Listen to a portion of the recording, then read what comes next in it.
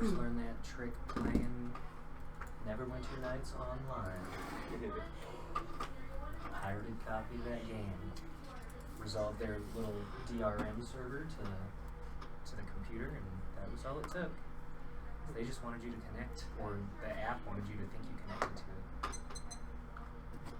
it. Okay. Yep. Hashtag the board. I feel attacked. G7 coming for you.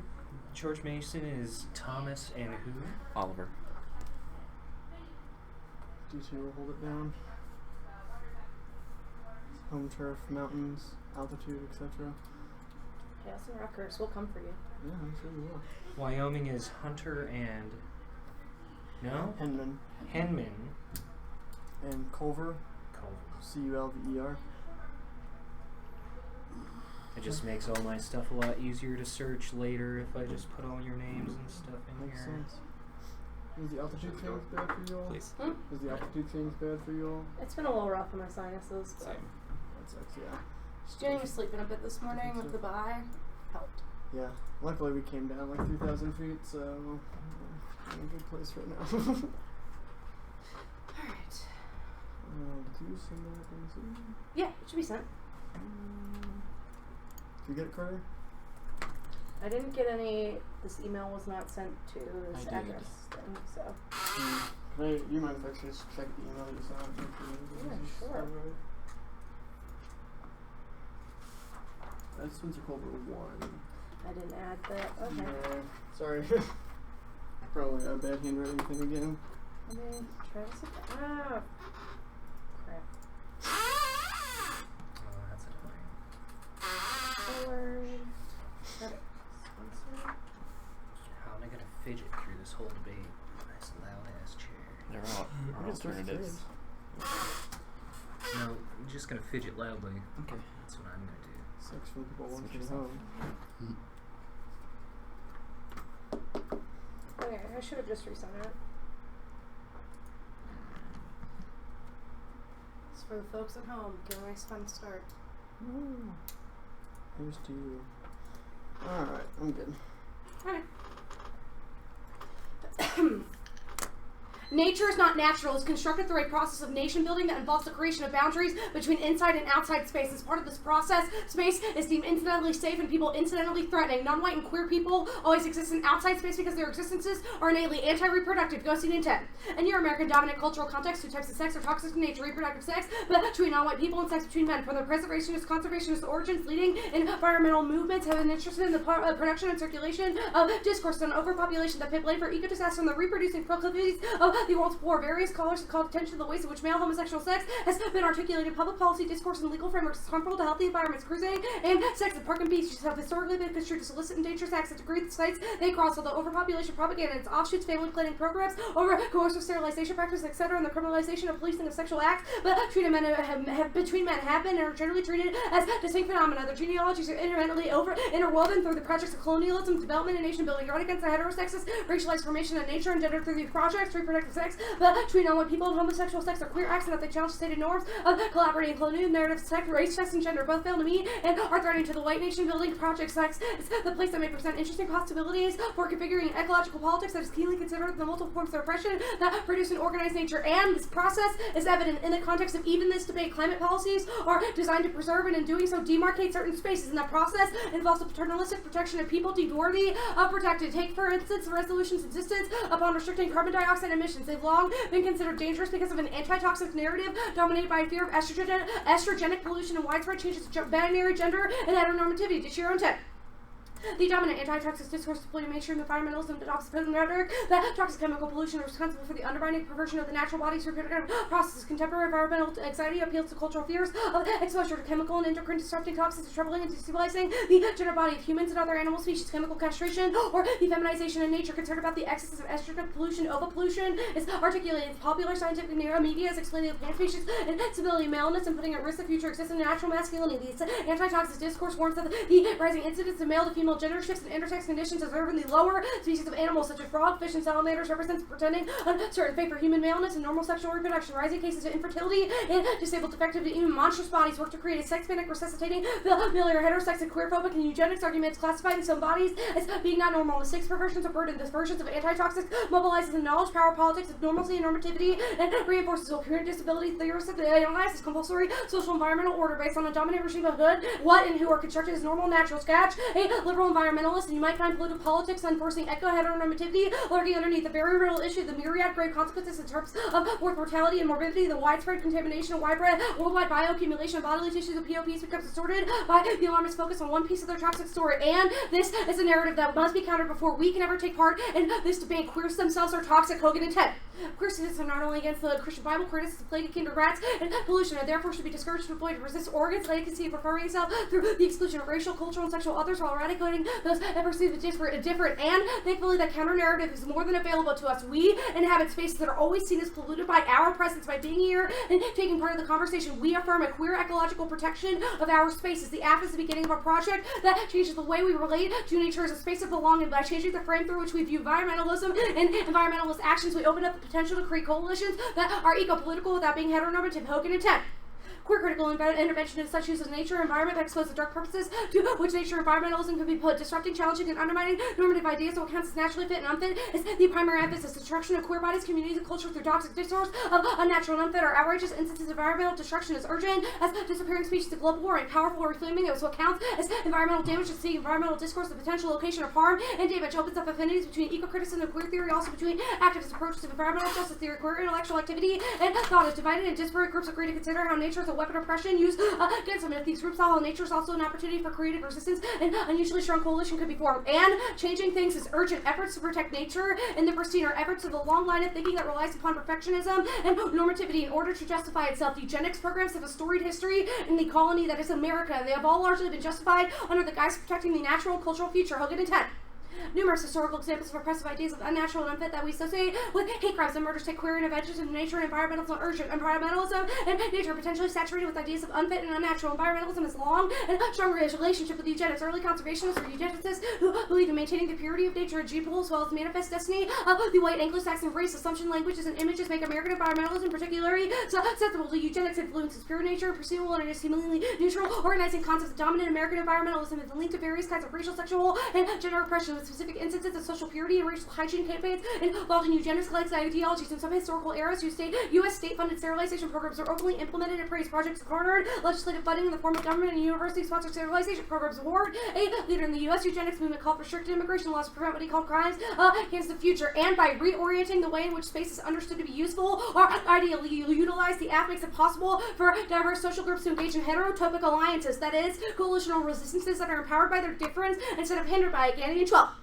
By identifying common interests of protection of urban nature, we find connections between the liberatory or experimental characteristics of heterotopic spaces, favors the original conception of the right to the city, public assex as a sort of democratization of natural space through the making of corporal claims on space. Brown finds parallels between cruising and other examples of political action aimed at taking back public space. Existing heterotopic alliances are rare, apart from some limited examples of parallel concerns over the protection of waste ground for development and the clearance of vegetation for the Letza plots in 1978 provoked protests from both ecologists and sex workers. In this instance, site of significance for botanical fieldwork became entwined in a larger set of arguments about the rights to urban space and also mark the growing politicization of urban ecology. And engaging in environmental debates is imperative in spaces where we are welcome. The new queer features of the alliance we build are critical to solving anti-queer violence and ecological destruction. Luciano 15.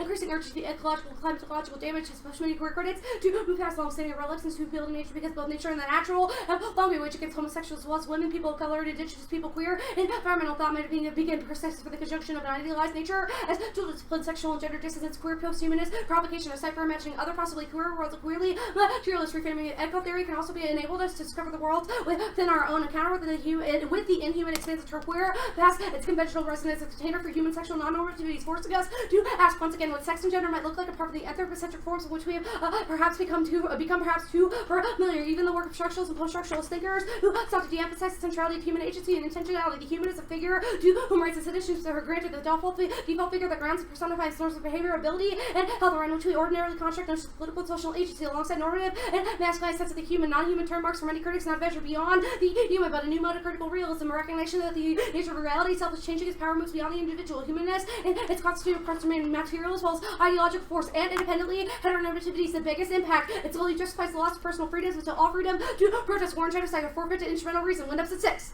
This is the domination violence of our historical past to reduce our lives so completely to the order of instrumental reason that we cannot conceive of any problem without reducing it. With assumptions about the ontology of space allow for the biological conception of racism, sexism, and heterosexism. We do not learn to think of the countercultural register of general economy. We always be subordinated to violent, even catastrophic expressions of excess war and imperial domination. Is toward recuperating general sense of freedom, which I signify as queer and the spirit of phallicized whiteness. And a topical act doesn't interest us. The act is a prerequisite to understanding politics, disciplining of political science to ignore the role of the body, and formation of power relations between any value neutral form of decision making always leads to marginalization of feminine and error applications. Smith of 14. The idea of a discipline in academic sense clearly derives from the word along both relate to establishing clear boundaries between what is right and good and what is wrong and bad, and through the very process of disciplining that academic discipline comes into being. The center is not separate from the march of constituted in through the politics of state to be a natural preserver of the states of bodies, and nevertheless imagined to reside in different realms of bodies, frequently imagined to reside in the private sphere of feminine scholarship, has long sought to highlight how this supposedly straightforward division between states and bodies is deeply gender central project for feminist theories precisely to reveal how the state itself is often coded as masculine. The body is frequently coded as feminine in multiple associations with nature, emotion, sexuality, vulnerability, reproduction. The family feminist taught to reveal the problem of the missing body in social and political discourse in order to expose and challenge how this very visibility is steeped in a reproductive power relation. The lived experience of the body and definitions attached to the body is informed and are connected to all political struggles. Good. Mm-hmm. Cool.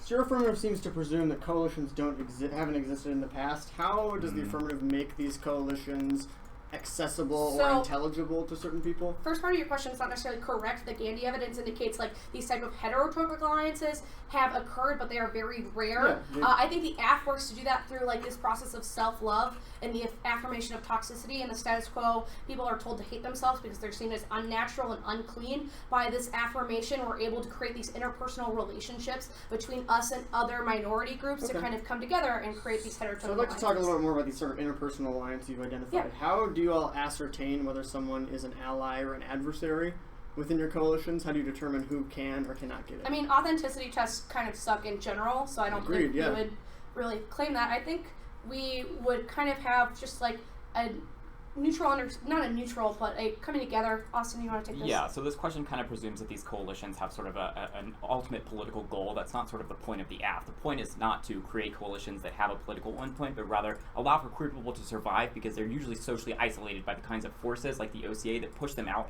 of their homes as well as their kinship structures. So sort of isolation is resolved by creating alliances with other queer people? Literally interpersonal bonds. Okay, sure. What's to stop someone who is like profoundly interested in heteronormativity from joining an alliance? Okay, so this question doesn't assume that the process is organic. It's literally like, I meet somebody, I like somebody, we're friends now. We are maybe queer because we have oppositional attitudes about a larger power structure, and therefore we can fight against it. It's not like we're going to go protest something and then we can be co-opted. No, we're not like a subreddit where people can just join in. Yeah, no, like that makes sense. All right. We're talking about Dachira evidence. Yeah. It sort of cites concern about ova pollution putting maleness at risk. Does this evidence discuss the concentration of ova pollution exists in water and air right now?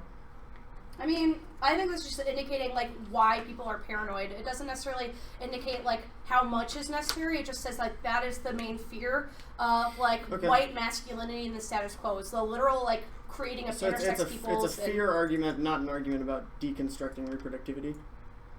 No, the argument is twofold. One, that we should stop fearing the deconstruction of human maleness and that POPs aren't the true threat to nature that they're sort of constructed to be. The second argument is that maybe they aren't a large part of the larger picture of environmental destruction, and that's why the app is good, because it makes people stop focusing on one small piece of like emissions, poisoning. Sure.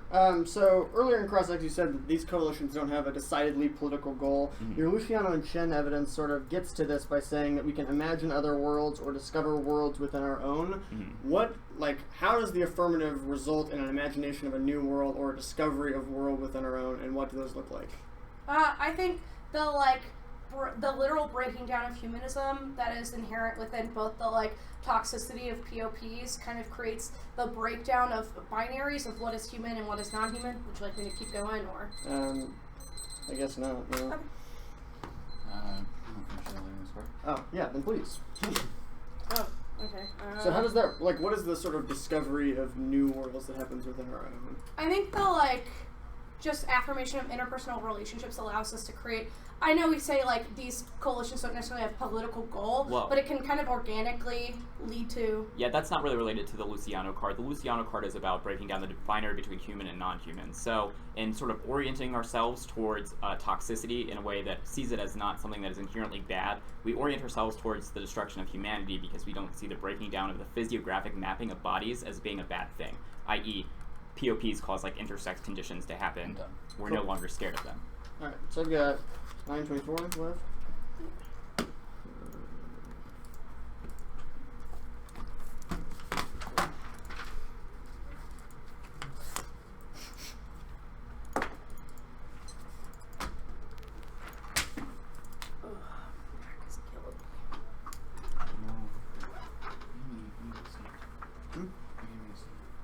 I should go over there. I need some water.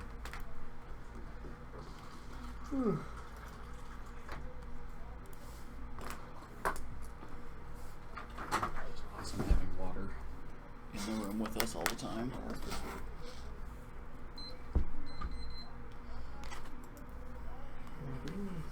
throw it out. let me just pull it up. No problem.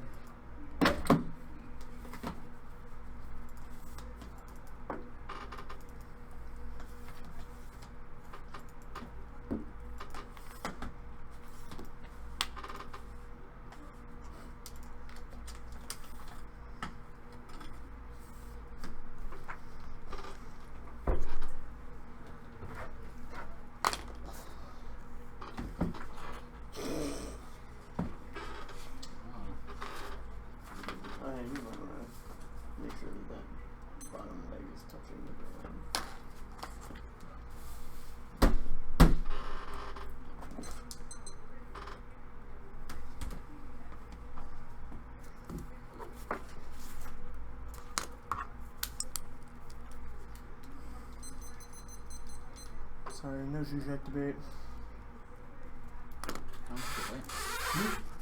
Spoilers. I thought you said no Zizek. Yeah, the one card. You did say no Zizek. One card Zizek K becomes the entire block. Hold on. The 2NC is still a constructive, so... That's true. Never too late. New Zizek K. Do we really want the in-round violence to happen? Read Zizek cards. Georgetown wrote a counterplan on the 1NR against me once. Solid. Yeah, one of our counterplanes are legit. There's no difference between the 2NC and 1NR. Yeah, it's a block. I mean, cross-X. That's right. You can take prep and answer across these questions. You're going to take prep for the 1R anyway. It's just not a speech. What's the order? 2 off and case.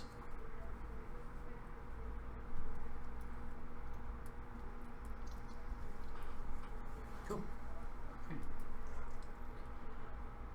First topicality interpretation, the affirmative should defend that the United States should establish a domestic climate policy at least substantially increasing restrictions on private sector emissions of greenhouse gases in the United States. Climate policy means reducing GHG emissions, adapting to their effects, or addressing unequal development practices. Decline at all. And 3 rules can be identified. Control gases, prepare for adverse impacts, and address development and equity issues. There is substantial academic and political support for this. And restrictions directly limit activity. Free legal dictionary access. And 16, any limitation on any activity by statute, regulation, or provision. And on means those restrictions need to be directly focused on the private sector actions, on anything else. Merriam-Webster. And no data function of the word to indicate focus of action or effort, and those must be substantial, which means of considerable amount. Pros in 4, substantial means a considerable amount. It does not simply imply a specific number. And greenhouse gases are CO2, methane, and 2O, and fluorinated gases. EP and 16 gases that trap heat are called greenhouse carbon dioxide, methane, nitrous oxide, and fluorinated gases. And violation toxic pollutants and greenhouse gases are distinct. GHGs specifically trap heat, and toxics cause health problems. 2 entirely distinct lit bases levy. No day toxic pollutants, chemicals known as suspected to cause cancer. Some include arsenic, asbestos, benzene, dioxide. Many are created with chemical plants or emitted when fossil fuel are burned. Greenhouse gases stay in the air for a long time, warm up the planet by trapping sunlight. This is greenhouse effect zone. Greenhouse gases are carbon dioxide, methane, nitrous oxide. The greenhouse effect can lead to changes in the climate of the planet. These might include temperature extremes,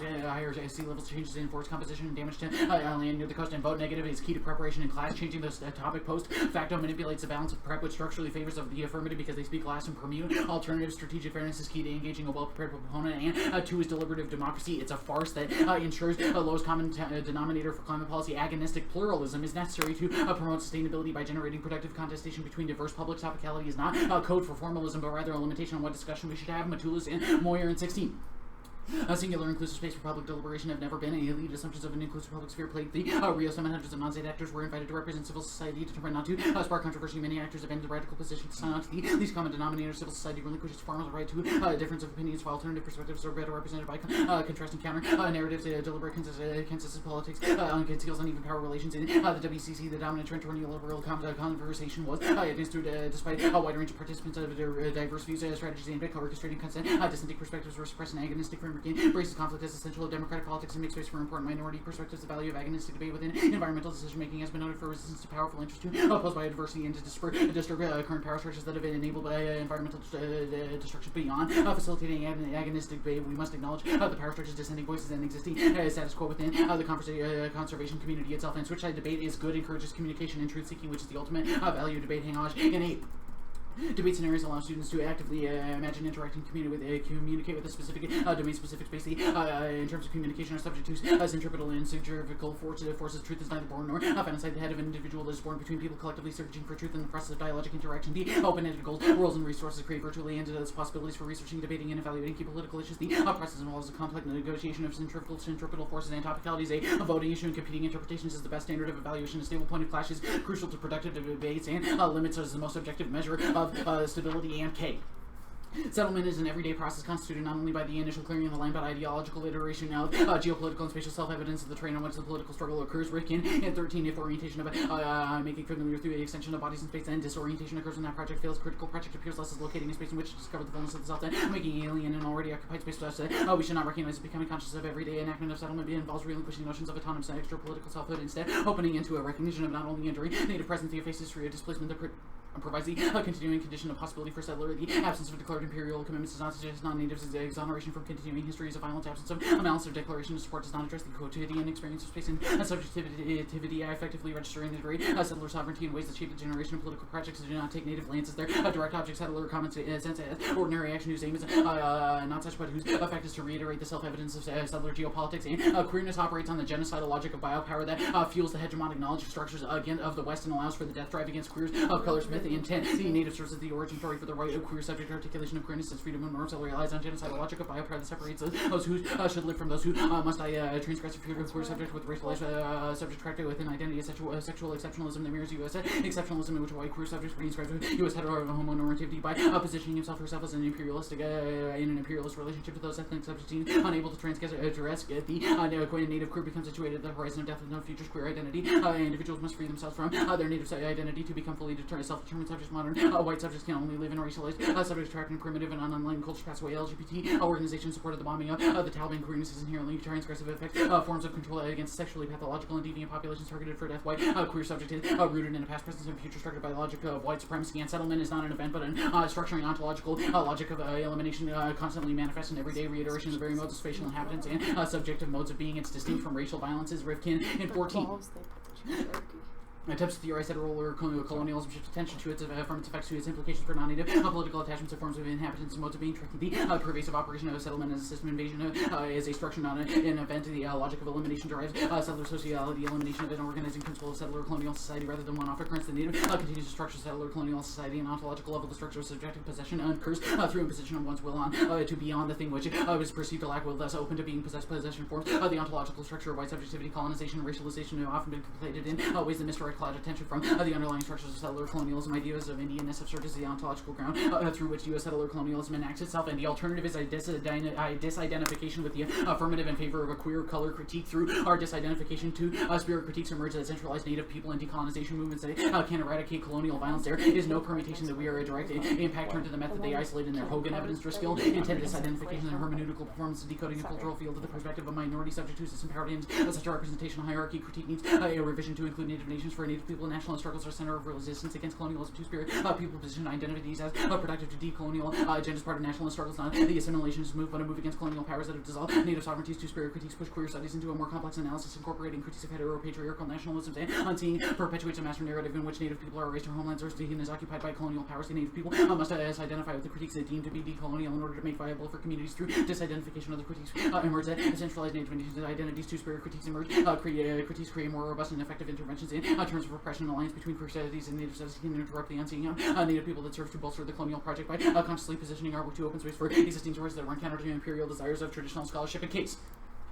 On Ghosting, be skeptical of their absolutist language. All this says is that in colonial history, the West deemed queer anti-reproductively threat, and they designated them the outside. Nothing like the language Wilderson uses. No claims about the foundations of society. This is entirely contingent, and their characterization in the Shiro evidence is inaccurate. It does not mention carbon dioxide, greenhouse gases, or global warming. The toxics it talks about are synthetic chemical compounds such as water pollution, pollutants, pesticides, etc. And their focus on multiplicity and fluid identities leads to the erasure of materiality embedded in other identities, necessitating the exclusion and no way to translate into practice that can be shared by other identities, make solvency impossible in turns. The Aft, Johnson, and 10 queer theory failed to address material realities. What happens in to the queer when you are aware of misplacement in your color, gender identity? They get subsumed into a homogenous category. What's the utility of queer theory in the front lines where the racialized and sexualized body is beaten, starved, fired, and cursed? Failed to acknowledge the contributions of non-white and middle-class struggle against homophobia. Rarely, queer theorists rarely reflect on the ways their whiteness supports their critical queer positions. White queer theorists fail to address racial privilege queer theorizing, which calls for the elimination of fixed categories, ignore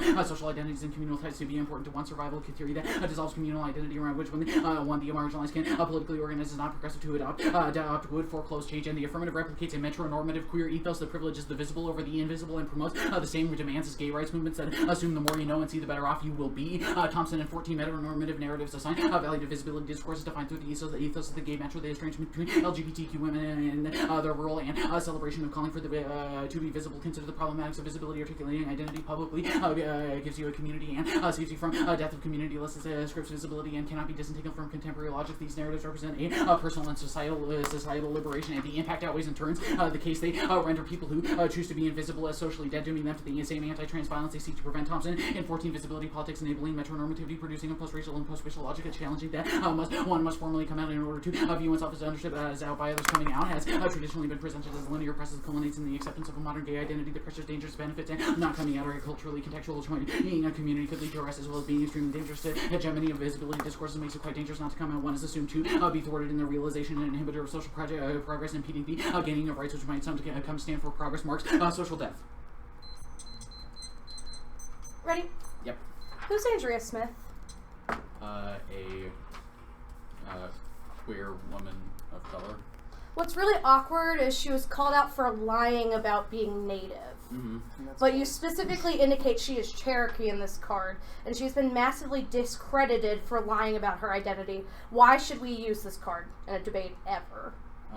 Because I think it makes a credible argument about the invalidity of your critique. Those claims are also false. Wait, so the K is Claims are false. invalid. You just said authenticity testing bad in your last cross-ex, and now you're doing it. And you're trying to authenticity test the app, reading an author that is pretty much the Rachel Dolezal of Native Studies. But Yeah, that's fine. literally. And this card seems to be critical of, it talks about LGBT organizations supporting the bombing of Taliban. It talks about mainstream LGBT movements. How is that the app? We think your heteronormative or heterotopic alliances is very similar to the type of homo-nationalist discourse that's used to justify those sort of practices on the basis that we have a great military, for example, and now we can use that to I think that's a bomb, gross mischaracterization of how heterotopic alliances Well, work. we have But linked that's fine. debates, so that's Topicality, okay. your interpretation is that the United States should. Where do you use read a definition of the United States? Where do you read a definition of should? We don't think that it's good to force people to defend state action. That's but your we do think- interpretation, though. What? Your interpretation is the affirmative should defend that the United States should establish a domestic Yeah, climate but we policy. don't take a stance on what the what We don't say United States federal government, for example. We don't take a stance on what the United States means. We think that we just need. So if we ground prove the aft does based on something the to reduce GHG emissions, are we topical? Not necessarily. You have to prove it's a substantial reduction. You also have to prove that you meet the ceiling, which is domestic climate policy. So sometimes you can force us to do things, and other times you won't force us to do things? No, it's not. We're not forcing you to do anything. Our argument is just that this would be a better model of debate. That's fine. Your Thompson evidence, where does the aft prescribe that people have to come out?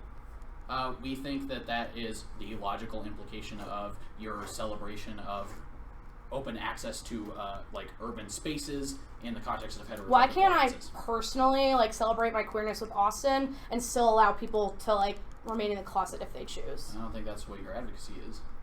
It's literally like an affirmation of our toxicity within You should be ourselves. accountable for the way that your discourses implicate things outside of this room. That's I don't the bottom think line. that's what happens outside of this room. Okay. But We'll have a that's debate about fine. that. Can you explain how the alternative functions within debate itself, like the debate sphere? You vote nay. What is this Or- disidentification? What? What is this disidentification? It is endorsing it's basically just saying the aft cannot, the aft has these link arguments, we should reject it. Okay. I'll just send it out.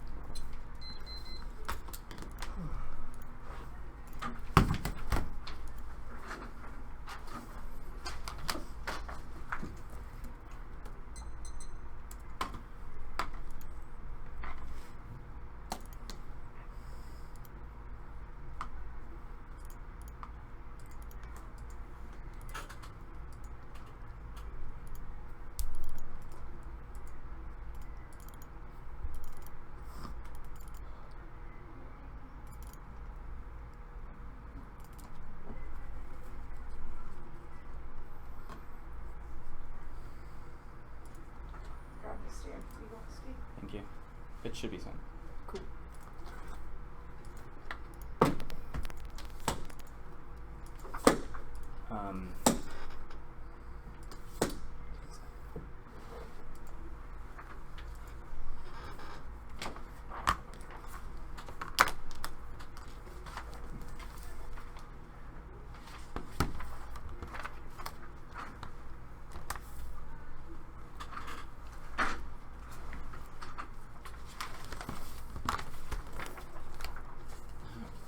It just turned off.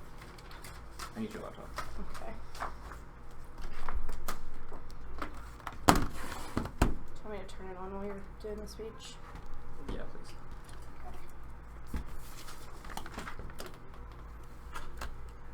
Is that stand still?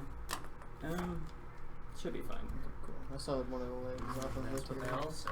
Do you have a password on this, Austin? Yes. Okay, do you want to write it down real quick so I can unlock it when it's... Yeah.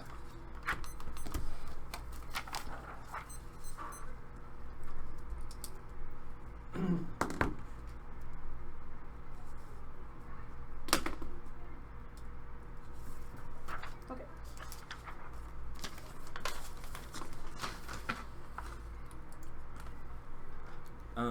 I'm going to start on case. There will be an overview. Then I'm going to go to the K. Or no, sorry, T, and then the T.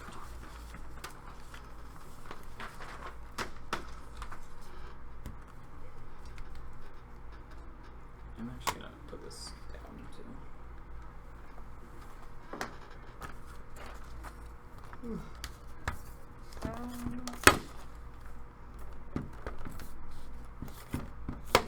This is the on button, right? No. No?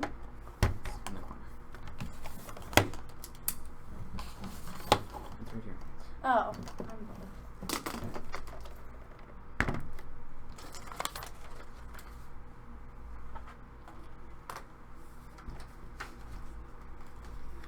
Hey, is everybody good?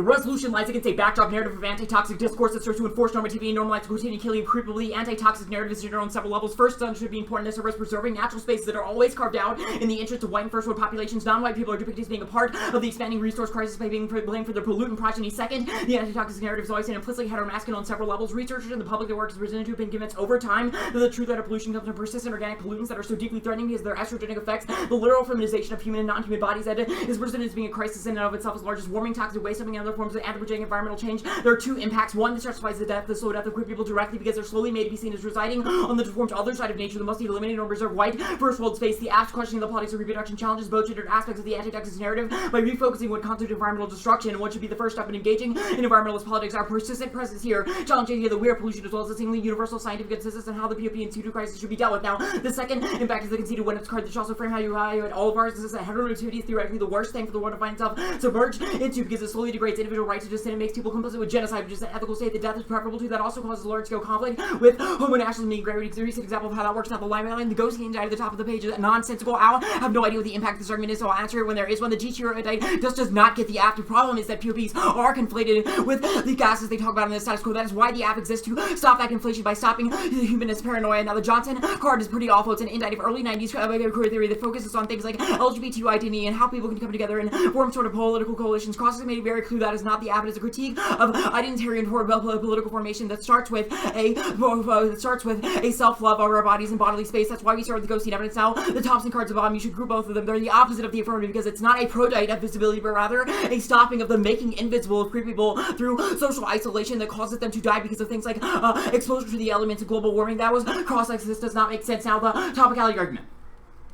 This is a performative link to the app. Topicality is a process of territorializing space that is explicitly nation-building in attempts to determine what this space should ideally look like, to the exclusion of those who politic ghosting says that it's the same as Anglo-European conquerors using the existence of Oriental deviants to justify Columbus's colonization of the New World. You should reject them for this. Now, the app's a prerequisite to the development of non-heteronormative policy. By taking pride in queer existence and queer politics, we can connect our politics to a larger policy objective, which is again the evidence. Now, counter-interpretation or the interpretation of the love debate we meet there is because changing the plank of the rails of climate policy that limits GHG emissions. There's Rotterdam in 2011 climate policy defined the term aims at the content of political decisions. Term climate policy also includes manipulating strategic micro system structures like changing political conditions to expansion behavior among actors affected by the policy. Policy outcomes follow from politics decided within a structure that limits the means available. The model represents a linear understanding of the policy cycle. Environmental policy process rarely follows stages chronologically. Now, the app causes a reduction in CO2 emissions by causing a reduction in human maleness. This is good only 2011. There seems to be a little awareness that male behavior leads to greater emissions of climate-changing gases. Typical French woman causes emissions of 32.3 kilograms of CO2 per day, while a man causes 39.3. Similar conclusion result from a study. Men consume more meat and processed beverages, use automobiles more frequently and longer distances, resulting in greater emissions or polluting habits attributed to the male population. As a result of social roles, taking habits follow the gender line. Men to eat more meat, women to more fruits and vegetables. The policy aimed at reducing CO2 emissions here focuses much on environmental policy objectives as well as issues of urban development, traditionally male jobs, and deeply rooted social customs. Now, the interpretation level, counter-interpretation, affirmative strategy, and advocacy is in the spirit of the resolution. What that means is not important because of our arguments about limits. I'll get to that in a second. Now, the net benefits first are the fairness arguments. The app is an impact turn to debate norms such as limits. They are a product of a sovereign reinscribing the binaries. These inherently heteronormative disciplines only reentrench socially constructed notions of masculine rationality that rely upon assertiveness, directness, and whitewashed objectivism, which is the Smith and Lee's evidence of the 1AC. Now, limits are also preservationist constructs because they're constructed in an era of debate that relied upon extremely technoscience's basis of rigor. Scientifically supported genocide of queer people was an impact turn to this because they're never understood to be fitted within that paradigm. Now, ask yourself whether framework debate is truly net beneficial. Is reading a topical app so they can read a process counterplan and politics not fit really an accurate representation of the policymaking process? The answer is no. This was adamant in 88. Political news with governmental procedures guaranteeing contest. People take sides and so create systems regarding an outcome. Elections and other competitive events are opportunities for the news media focus upon situations that involve surprise that they are currently comprise a high proportion of reported news guarantees there will be systematic displacement of explanatory counts, systematic distortion of the meanings of developments influence these contexts upon well-being is both dubious and exaggerated. Now, an agonism argument, it doesn't make sense given the 1AC. It's only an internally to democratic engagement as per their own evidence, and the app uniquely solves that because there's no unique impact to the app to really deliberation in a world where we are always seen as toxic to a social political project. The exodus of free members of several Oregon's environmentalist groups after being co-opted by ultra-right-wing members of the Oregon Christian Association is proof of all of this. Queer people are implicitly understood to be toxic to the land. Environmentalists are trying to claim and respect because our existence is an Abrahamic plague, which is a Hogan argument. Well, now, gender politics can't be mobilized, heteropatriarchal attitudes script them as irrational and necessary. This also applies to agonism and as an internal link to take out to all of their impacts as a Tomlinson attend discourse about the recurring set of formulae of feminist scholars are angry, unreasoning, not hating, perverse, the trope of the angry feminist designed to delegitimize feminist argument for the argument begins to undermine feminist policy. The trope constitutes part of a cultural training program that makes anti-feminism a routine element in argument. The repetition and circulation of the tropes produce a cumulative odor term equality makes it seem already for the moment of the argument. Whenever it counts with feminist argument for the first time because it becomes already accredited. Affecting active discourse and social justice often leads to ideology styles referred to be neutral but operate to entrench current traditional power, conventional practice misleads without ways to comprehend them. Transforming the terms can reframe the problem and propose a toolkit, but conventional practice reinscribe goods and things that seem logical or fair because they are so familiar they treat us. They lead us to treat tropes as surface features of discourse and serve to skew debate from its direct and proper form. The conventional practice permeated by acknowledged power relations encourage us to respond to the tropes normatively with reproaches about textual etiquette, textual responsibility, and textual appropriateness, to complain about inadequate evidence, to provide counterexamples, to give the person property the trope as its use violates an agreement about the proper nature of civic discussion, framing political and academic discussion, and display choose rhetoric as a neutral technology but avoid in isolation from the condition of its reproduction. Speakers or power relations, rendering most oppositional arguments automatically suspect or practice always simply relies on uninterrogated, deeply monitored, racialized models of argument and emotion, affects as tool dominance with powerful ideologies and apparatuses and practices, and these practices are always material because argument social practice centered with ideological legitimacy, providing fairness over race, that presuppose their value rather than examining their effects. Now the switch side argument, the acting tied to resolution means that it can't be read on the negative, and the argument is circular. If we can read it on the negative, they need to be prepared to answer it, which takes out their limits arguments and complicates the particularly portion of all of this debate. There's also no threat of dogmatism of what you're saying is true. Heteronormativity is probably fucking bad. Now the critique. First, reading arguments conditionally is bad politics. It belies actual investment in your scholarship and ratifies production logic as a basis to which scholarship is evaluated. This is also violent to queer people, specifically because queer college scholarship is always inherently understood to be hedonistic or unproductive. Reject them for the same reason that you reject them on framework now. Start this colonialism debate with the 180 ghosting evidence. We begin with the after the discussion of the ways in which settlement allowed for the displacement of non-white peoples from white land, a process that was both settled colonialism and today justifies colonialist expansion. The ass rejection of that model of claiming land leads to phallicized whiteness, and what emphasizes the ass theory of ultimate goal of undoing. Now the ass also breaks down Western humanism, which is the root cause of all of their impacts by stopping the physiographic mapping of bodies that makes humanity impossible, which is the Hogan article I've explained above. Now that justifies permutation to both the results or link arguments because a lot of them are about the starting point of the app, or about authenticity testing, how the app interacts with minority groups. Direct spin on the case fate is not indicative of our form of queer theory. Also, it's really awkward when you're reading Andrea Smith cards, who is a white person who's been pretending to be native for years so that she can gain social capital within the academy, which is probably the reason why this kind of scholarship is bad in the first place, and magnifies the link to the conditionality argument. And none of this is theoretically inconsistent with the app because the app is an orientation towards climate change and damage that remains open to its ability to undo what we could eventually think of as progress in terms of the environment. By refusing to reproduce the discourses that conceal the anti-black and colonialist violence to which white space is made natural, we bring queer theory into powerful dialogue with black and native feminism. This is Gingham 13. How Muslim politics of failure or refusal of merely take inspiration from Hartman's maternal loss and homelessness, when Western critiques of itself like queer theory begin to talk about undoing the issue to bring themselves into conversation with black and native women theory as well as other decolonial forms of theory and practice. Even though queer theory does not share genealogy of anti-colonial and anti-racist thought and practice, what is important to understand about this black feminine politics of flux and refusal, which lifts up the native and women's decolonial practices, is not more, it is not innate or essential to being black. Being in flux emerges from an ontological position of fungibility on the settlement plantation, and anybody is sustained through a powerful political positionality through a commitment to building ethical and affirming relationships of choices to be unsettled. Now, settled colonialism may be the structural formation of the first created nature, but the app suppositional lens, they can't acknowledge how racialization is now mediated through gender, also in it benefit of the permutation. This is bizarre until the hegemonic male subjectivity must be brought to ruin, and the narcissistic unity is obvious. They repress feminine composition associated with compulsory heterosexuality with a high girl view of difference. Hegemonic male homosexuality is indirect through actively requires the traumatic privileging of difference and compulsory production of an exclusive heterosexual orientation. Many years to depend on misogynist identification. The gender formation is racialized and racist gender. The social production of hegemonic white masculinity. The fabrication of masculine identification requires the location of repudiated desire onto others. Now that kind of desire displacement of how anti-queerness operates. Settler colonialism is a displacement of the indigenous bodies with the intention of settling cleared and claimed land, but the residual threats to that process always exist. I.e. Hogan says that's because the existence of bodies do not fit into the physiographic mapping of the gender binary represent a threat to the singular conception of humanity, which the argument I've explained above about gender paranoia. Now the app is a syllabus, not a practice, means we can put the ought into practice. The affirmative drastically changes how nature is understood by all of us as academics and encourages the relational understanding of environmental harm that resolves the colonialist nature of managerialism. Mrs. Butler in 15, career collective provides a post-structural platform to create nature in ways that further understanding of ecological balance and shift focus away from specific institutional configurations and underlying power dynamics that drive ecologically destructive systems of career nature into questions normative used to interrogate relations of knowledge power about certain truths about ourselves have been allowed to pass without questions. So saying disability becomes an anti-syphilis, anti-assimilation, and heterogeneous exercise.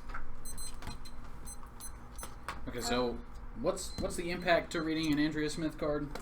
Literally, you are a commodification of native bodies, which your evidence says queer theory has been historically bad because it does.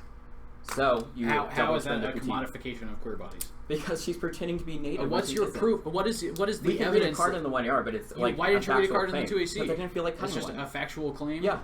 You have more access to Andrea your... Smith's identity than like anyone else. She has been widely discredited in native studies. Even if like this is just embarrassing for you on a whole because you're reading natives cards, you should know who your authors are and why it may be problematic if they claim to be Cherokee when they aren't.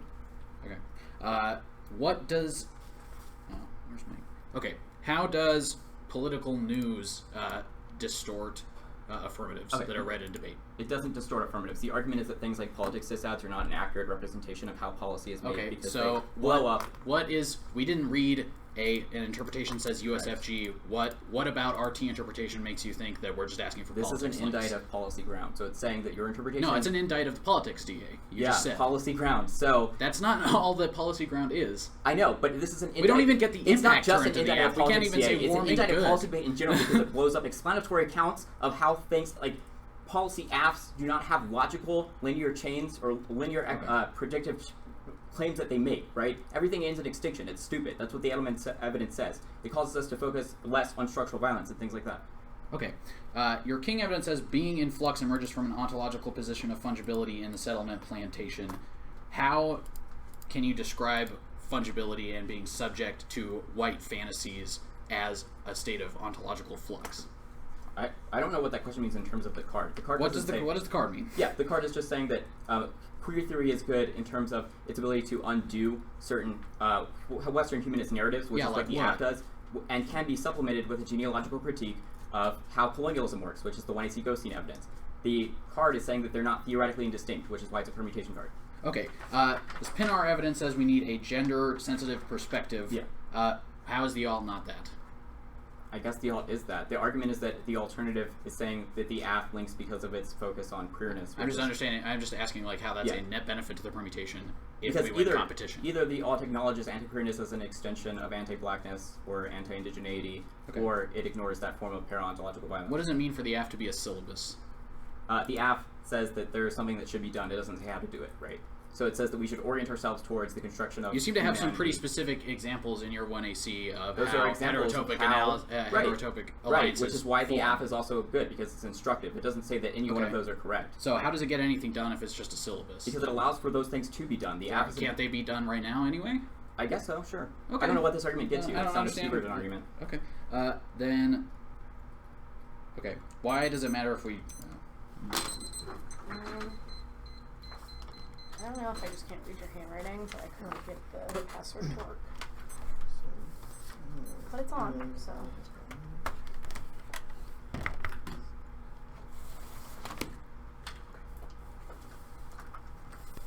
Also, I tried to look at this card and for some problems and I couldn't find it anywhere. So you can find it on that, right?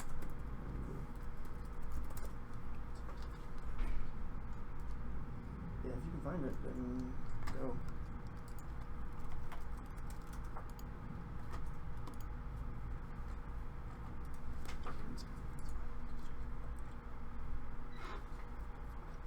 The one I just did not read.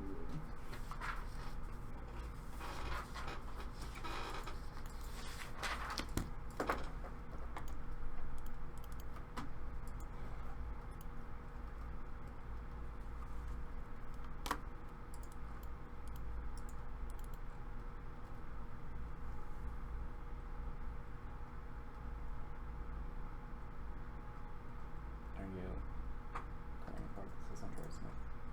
Do you think I should need to? Go ahead. Okay.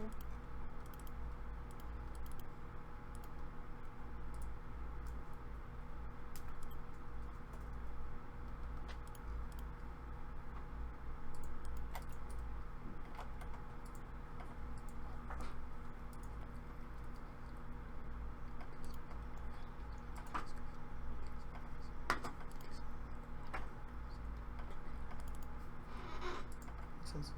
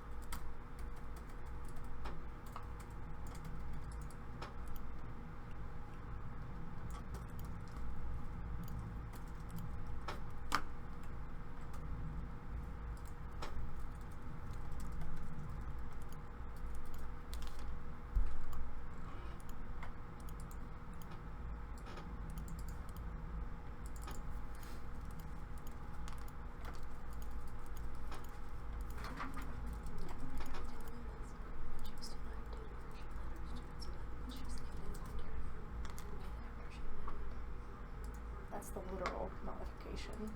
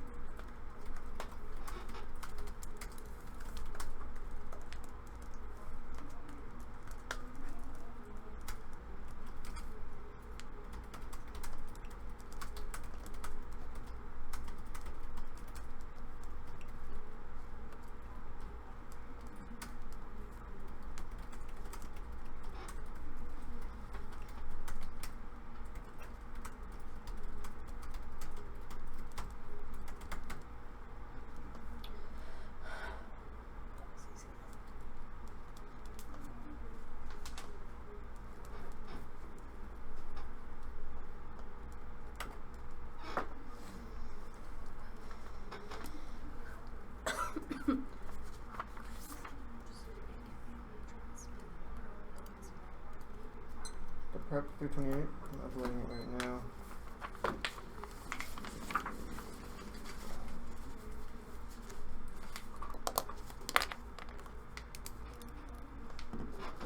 Cool. The order will Wait, be... this is gonna sound really dumb. Did you start at 10 minutes? Yeah. Okay, because y'all had taken a little bit of prep for the fourth one and see. Oh, yeah, so 328 minus... Sorry to be 36. No, it's totally fine. We fucked up. No, I did it too, so I was like, wait. It's 252. 252? Yeah. Give me just a second. I gotta fire off an email to a bureaucrat. That's cool. I gotta adjust the stand-in, Gross. so deal with your bureaucracy.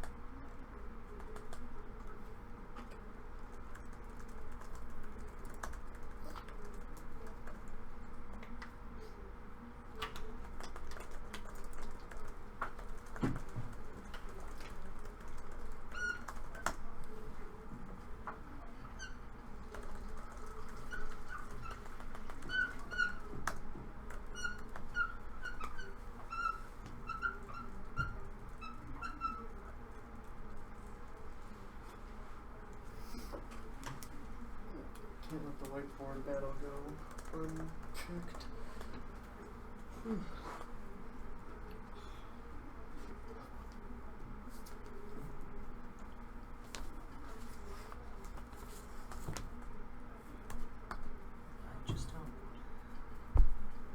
Why don't you get this, bureaucrat? Why don't you understand that this is what we want to do? What we've always done. Is it a new bureaucrat or the same one? Kind of new. She's been like around for a couple years, but like she slowly started trying to get more involved with our budget, and now she's just like trying to do different stuff. That sucks. Yeah, it's Very like we've been rude. doing this other stuff for years. We like that. Money is nice. We want stable incomes. 18.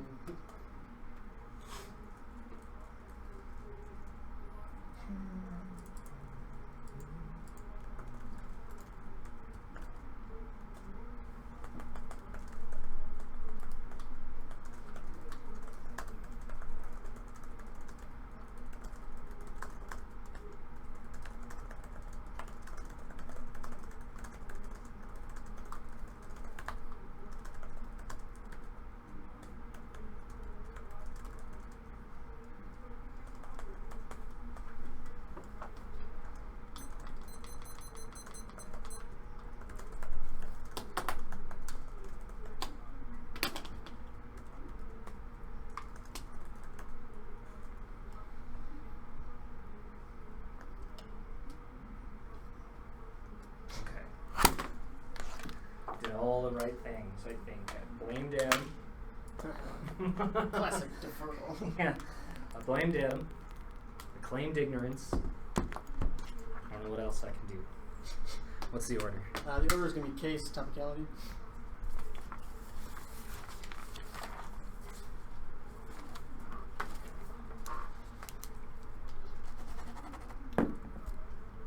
We all good? Yeah. Sweet.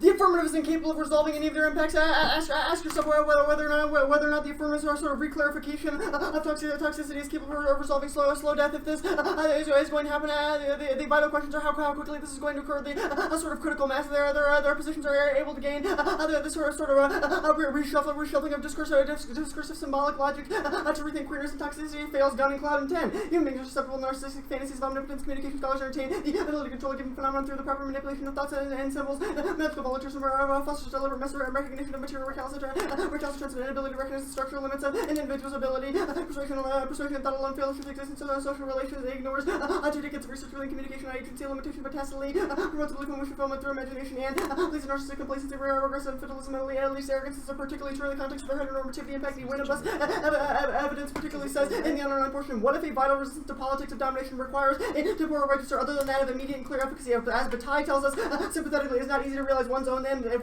one must, but in trying to do so, carry a movement that surpasses them. His orientation toward general economics asks us to think differently about the habituated patterns of our historical present in his language. This is that sort of supercharges our Cloud and Gun argument as to why this sort of discursive fixes that they operationalize within the context of identity construction are always going to be ineffectual at resolving sort of temporality and internally. So when it must isolate this evidence where it relies heavily on a recharacterization of sort of consumption and temporality that exists within Bataille's logic, which is the reason the affirmative is incapable of solving the impacts. It makes the only question as to whether or not they're capable of solve the slow death impact that we learn as to why they don't spell it. This is the reason you shouldn't vote affirmative. Second, I'm not going to go for the visibility portions of the Thompson criticism, but I will go for the metronormativity portions of metronormativity portions of the criticism. Their Gandhi evidence in particular is all about the sort of way alliance occur within a right to the city and presume sort of focus on being able to do gay cruising within public parks. These are sort of things that happen within our urban spaces because our rural spaces are far too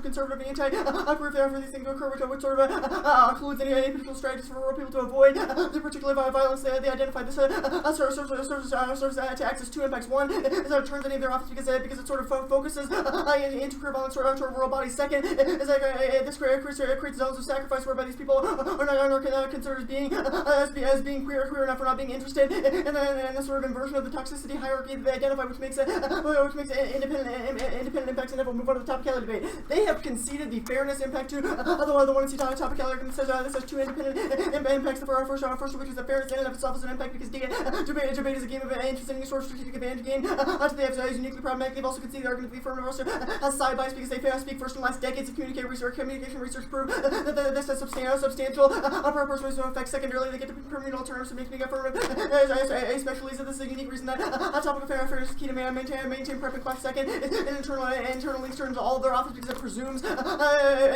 internal links turns their prerequisite argument because it presumes the negative has the ability to respond to the arguments that they're saying, which relies on an assumption that they're topical. We have the capacity to prepare for this, which internally turns all other prerequisite arguments. I'll answer 2 here right now. They say to reject topicality because it is the same as the colonialism of Columbus. Wow, this is a completely fucked up argument comparing the genocide of millions of people to us reading a topicality argument. And this, if you didn't think that we don't link to the natives cave before, we definitely do now. This is an independent reason to reject the team because they're sort of conflating the material implications of genocide onto a sort of a discursive discussion about what sort of limits ought to be had on the debate. The prerequisite argument I've already answered about, but this also begs the question: why the emphasis of prerequisite? What sort of knowledge of toxics do they provide us that are crucial? Thinking about climate change a little bit differently. These sort of pollution they have identified is not the same as greenhouse gases. This is our Levy evidence. The difference is greenhouse gases trap heat within the atmosphere, which make it a uniquely different literature based on toxins which harm human health. This is the reason that they're like arguing about decreasing CO2 is absolutely irrelevant because the F1 does not decrease CO2. This is about how men eat more meat and that causes more like CO2 to happen. But in cross-sects of the app, they can see that they don't resolve any of the sort of impacts to maleness through overpollution. Second, their counter-interpretation, their watering evidence about changing the planes of the real. This evidence in the context of whether or not carbon capture and sequestration constitutes climate policy within Norway. It says nothing to do with the real. It's not an argument as to why they meet. Move on to the counter-interpretation debate. They say they should defend an advocacy in the spirit of the resolution. What the fuck is the spirit of the resolution? What does this even mean? Why does this provide a predictable ground? Why does this resolve any of our switch side debate or agonism arguments? This sort of assumption of a vague amorphous language of the resolution makes it impossible for us to be negative or have detailed debates over opponent stasis revolving around climate change. This is a reason as to why you should reject the counter-interpretation because it makes the unparked arguments who have isolated much more substantially. They say the impact turns limits. They say limits are bad because they reinforce masculine norms. This is not true. There's a difference between the sort of normative constructions of a framework debate saying that you have to presuppose a certain policy versus the topicality arguments. Our interpretation is that topicality has a heterogeneity of different approaches to being able to implement a domestic climate policy. This can be individual collective action demands on the state, or it can be state policy as long as a limits that discussion of climate policy. They've not contextualized their masculinity impact turns to the context of climate policy, which is a reason you should prefer our impacts. They say limits are preservation. If there's no warrant, to this argument yet. And even if limits are preservation, it's not in the context of the preservation of certain ideology of masculinity, which is a reason they don't have an internal link to their impact. And we've impact terms of preservation as claims because sort of preservation is crucial to negative fairness. It's also crucial to switch side debate and agonism, which is important because we have to have a point of contestation for us to be able to have difference of opinion on, so we can create the best climate policies. This is our manless evidence indicating that sort of diversity of opinions is crucial for us to be able to better understand and become more educated about climate policy. Our Hancock evidence identifies this argument as why switch side debate is uniquely important because it allows us to seek out truth and the important solutions that are best at resolving climate change impacts that are materially affecting people, which is the reason the debate is good in the first place because we are able to test ideas and have a contestation over the legitimacy of certain ideologies. I'll read this animal card. This card is a really bad. It says the election DA sucks. Duh, the election DA sucks, but that is not a reason that affirming the topic is uniquely bad. We probably wouldn't have read the elections DA against you anyway. The process counterplan arguments are irrelevant. Those are shitty anyway. Agonism debate. They say they solve the internal link to democratic engagement. This presumes that a sort of implication of our agonism arguments is a political engagement. One, this is not true. There's not necessarily political agonism is crucial because it creates argumentative skills that are important for deconstructing cognitively biased messages or messages that are just straight fucked up. This can occur in small group communication. This can occur in our individual communities, or it can occur at the political level, whether at the local, state, or federal level. We've also internally linked to this argument through our sort of climate advocacy and climate knowledge arguments. I'll move on to the switch side debate arguments. They've made an argument that switch side debate is uniquely problematic because it's high because the app is like they make the argument that they can't access the side debate impacts because their AF is tied to the resolution, not the negative. One, this is fundamentally untrue because they've conceded the violation argument that there is a difference between toxins and greenhouse gases, which is the reason they don't solve this. Even if they win the Remead argument about reducing carbon dioxide, the resolution says should increase restrictions on the emissions of greenhouse gases, which is plural, which is another reason that they cannot access this argument. This switch debate argument. Additionally, this argument doesn't make any sense. You have read A Critique of Humanism. This applies to almost every single affirmative on the topic. It's just a matter of cutting link cards for it. Just because your evidence in the context of toxins doesn't necessarily mean you can't read it on the negative. And if you do, you can make arguments as to why focusing on toxins versus greenhouse gases is uniquely problematic. The dogma arguments. We don't read a dogma link or an impacted dogma, so this is absolutely irrelevant. Yeah, I'm gonna read another card. I'll send it out after.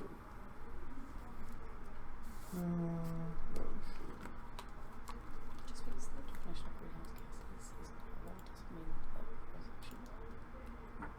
In-run solvents going for a predictive transformative potential are impossible to object. The power of a speech act is only revealed unpredictably and in hindsight young at 11. Which becomes the claims that any statement of baby policy or critical have the potential to have elocutionary effects. Judges cannot assess the impact of that accurately within the realm. We can determine in hindsight that legally considerable discussion of the material effect. However, this impact cannot be determined until a localized debate around elocutionary performance states requires citation of prior convention to give a discursive force. This argument serves one of two functions. One, it is a solvent argument as to why they're a sort of reframing of greenness and toxicity is ineffective at solving. And two, it's an argument as to why you cannot judge the efficacy of these statements because there's no possible way to make predictions on the effectiveness of these statements, which means you should only default top down. Okay. First, I'd like to talk about the gun evidence that you read on the case page. So, what is narcissism? An overly focused ability, or an over focused. Okay. Too Why great is of a it focus on one's own individual. Why is it narcissistic to not want to die? It's not. The argument is not like you shouldn't think that you shouldn't want to die, but it's sort of narcissistic to think that your sort of speech acts within this debate space are capable of resolving the large impacts that you have identified. Yeah, not only does it more broadly. Script the AF as narcissistic, it says that it engages in a kind of fantastical infantilism. What is infantilism? Sort of like, I guess, the argument that Gunn and Cloud are making is that this sort of reverts like you to an inability to resolve the sort of impacts that you have identified. The infantilism argument is that it like presumes the world is a lot more simple than it is, and that is the reason. So the AF has a simplistic understanding of the world. Yeah, that you can say some shit in this debate and that heteronormativities can go. What is the difference between that and policy debate? How do the skills that you gain through policy debate, how are they exported? They're exported through the argumentative skills that we gain from these debates. Yeah, so who do we convince that our skills are good, I guess? It's not like we convince people that argumentative skills matter, but it's that we can use argumentative skills to be functional in the spaces that we act. We're practical agents that will do things like deconstruct communicative messages that we hear in conversations that we have. So in the context of the resolution, when talking about things like greenhouse gas emissions, how do we convince Bible Belt Christians that global warming is more important than the prevalence of intersex conditions? You can make arguments as to why it will increase the rapid expansion of disasters within their own communities that is uniquely dangerous. Bible Belt Christians who believe that global warming is either a hoax invented by the Chinese a la Trump. Sure. One, we can use argumentative skills to prove them wrong and prove that global warming So we go up and exist. say that because we had a debate about carbon taxes, that they should start believing in global warming, and that convinces them. You're seeing this a lot more reductively than it is. It's You've not made like a lot it's of not claims like that, yeah, oh well we had a reductive. debate about climate change, so now we can solve every sort of person's opinion about climate change. I guess I'll ask more about what your interpretation guarantees you in terms of ground. What ground did you lose? What do you mean? You say that you don't have predictable ground. What ground would that be? There's a number of different affirmatives that you could have read on this topic. These aren't not ground how arguments. ground I guess I'll works. ask about your explanation of why the we meet argument does not apply to your interpretation. You say that gases and plural is in the gases is plural in the resolution, i.e., we would have to defend like reduction of CO2 and methane or nitrous or what have you. Yeah. So neg teams can just pick out of one of those gases and then bypass discussion of the AF. Why is that an educational model of discussing one, the topic? One, it doesn't guarantee picks. Two, you should have solvency. No, it does guarantee picks. Advocates and credible link evidence for your offense. Okay, so this is offense for you. That's cool. That'll be fun. When you talk about the AF, I guess you say. I already asked about that. When you extend this the case turns to Thompson evidence, you say that that's fine. I don't need to talk to him.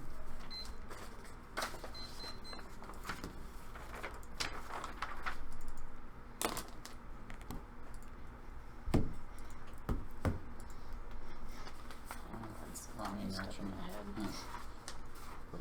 put stuff on stuck in my head. Why did I That stupid song. I don't know why. God knows the last time I listened to Blame. That's strange. Oh. Why did I just send out the right thing?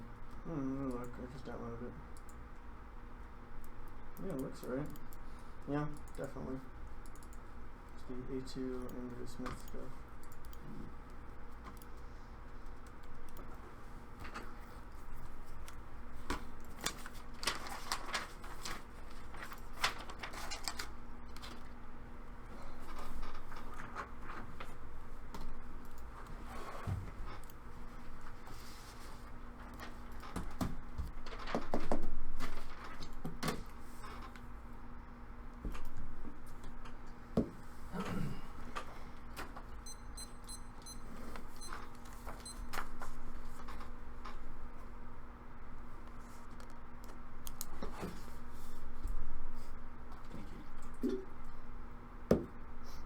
Okay, everybody ready? Yep. This is not your space. This has always been and always will be native space. There's a structural difference between colonialism and settler colonialism. The affirmative has failed to theorize even. So even if they win that they resolve some forms of colonial violence, the permutation fails because there is an imperative to delineate a unique path for settler decolonization, which requires an absolute rejection of the transcendental mobility that undergirds the ontological sovereignty of the settler subject. Impact outweighs colonialism is hell on earth for racialized people in a permanent state of war. Indigenous people who were fortunate to survive physical acts of genocide now have to contend with a world that considers them to be dispensable and commits intellectual and spiritual genocide against them means that we have an external impact of colonization of the mind through discursive language that creates historical trauma, and we have an ontology DA colonialism results in the ontological erasure of natives, therefore making genocide committed against them legitimate and impossible. That's our riff can evidence the role of the ballot is to vote for the team that has the best method for combating oppressive power structures that is crucial to flip debates logocentric calculus to center the experience of oppressed persons with and debate any other role of the ballot inevitably marginalizes those there. This is also fair because they can engage in specific prescriptions of the cape, but should not be held but should be held accountable for how their affirmative facilitates a larger economy of violence toward indigenous queer perspectives. Go to the line by line. They say conditionality. Conditionality is different than what we did. Topicality is a procedural to gateway issue that's impacted on the other page independently. Conditionality is good. It's key to force affirmative engagement with heterogeneous audiences. It leads to better advocacy skills. We don't have to be responsible advocates on the negative. We switch side debate solves. We should be ruthless advocacy testers on the negative and responsible advocates on the affirmative. They say Ghosteen evidence talks about settlement. So Ghosteen doesn't recognize the fundamental difference that I identified in the overview that it talks about the purification of spaces that have already been claimed, as opposed to the literal and continual severing of ontological ties between native identities and the land. It presumes that the space already that they already control the space, not that it's constantly being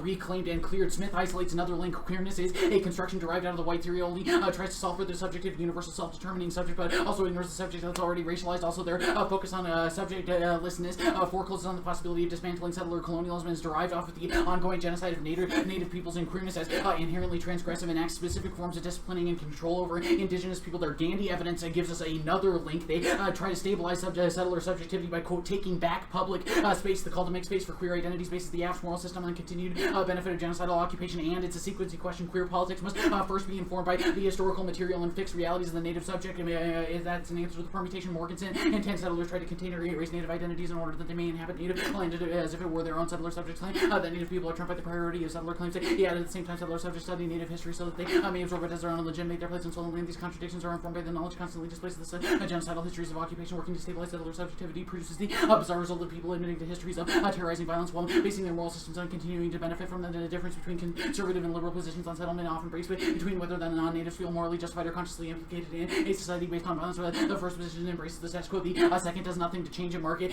Change it. They say the app breaks down the Western human. Again, it's irrelevant. Their homogenization of all struggles and techniques into all technologies of violence to the subject of Western man proves that they preclude the kind of politics that are necessary for native liberation. They say permutation reject it first. If the alternative accomplishes the net benefits of the permutation, you vote negative because either the links apply and the perm has no net benefit, or they sever out of the justifications of the app, making them a moving target because it's what makes their app intelligible. That's a voter for education. We obviously saw the net benefit. The only one that they identified in the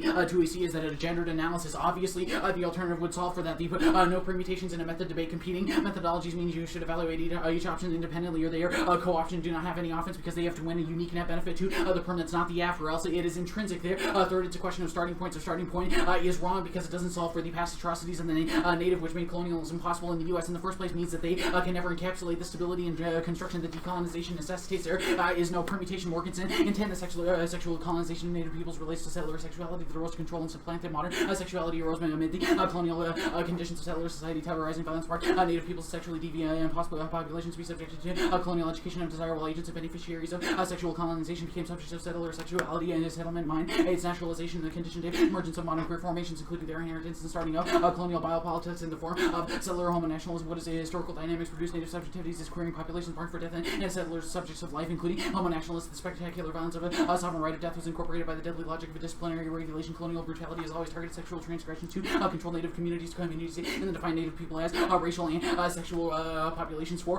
regulation, then they say they say we convergence. The king evidence is about black feminine politics of flux. Obviously, not the critique just says that queer politics of undoing attempt to bring themselves into conversation. We have impact turn that because it tends to because it subsumes the conversation that you're trying to engage in. It also doesn't say that it is successful in initiating that conversation. We would say that is bad. They say settler colonialism.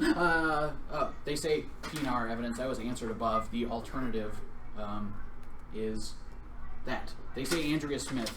You should not put yourself in a position to be the judge of whether Andrea Smith has produced authentic politics. That is an act of violence in itself. Even then, you're not voting to endorse Andrea Smith. You're endorsing her scholarship. It's foundational in the interactions between queer and native scholarship. Proves that she's not the Dozal or Churchill of her field. The alternative is disidentification with the affirmative in favor of queer of color critique. It's a hermeneutics that decodes the app based on particularity of native identity, including intersections with gender, means that we solve all their net benefits. They say the AF is not a syllabus. We will concede that. They say AF drastically changes nature. That's irrelevant.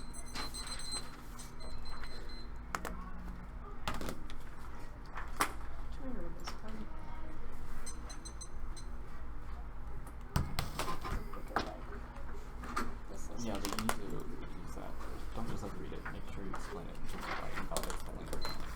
When they're going for are the exam piece of the discussion of native issues / the ontological nature of heterogeneity, which is literally what Smith's been doing here. So it's just a question of scholarship, and they can just separate the scholarship as Andrea Smith, or separate her actions from her scholarship. That's what I'm separating. Yeah, which means you can separate links, but also just like we don't have to defend the action that other queers have taken. Putting into a practice or like one of our stand lines.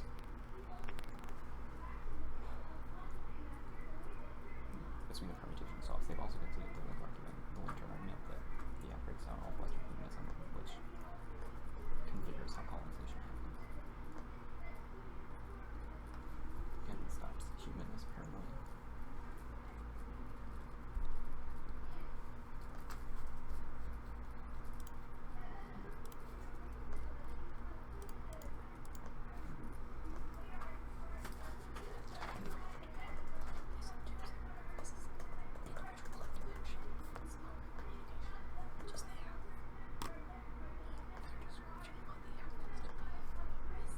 I mean, these are just things that they say we preclude because we're not topical. You should just be like, No, they're literally like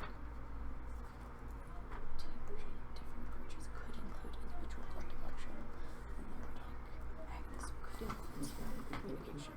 okay, well then answer those there, don't put the other time.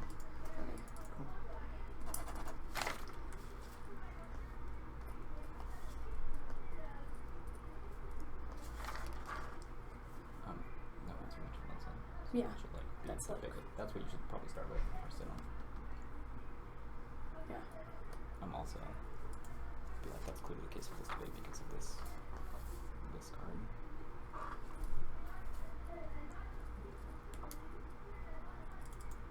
Which of course is tropes of emotionality that are assumed to be value neutral in debate spheres because they operate to entrench masculinized conceptions of rationality. And to explain how that pathologizes spiritual, i.e. they're infantilized because they have a regressive understanding of gender, a la Freud, what have you. Did you see the case page?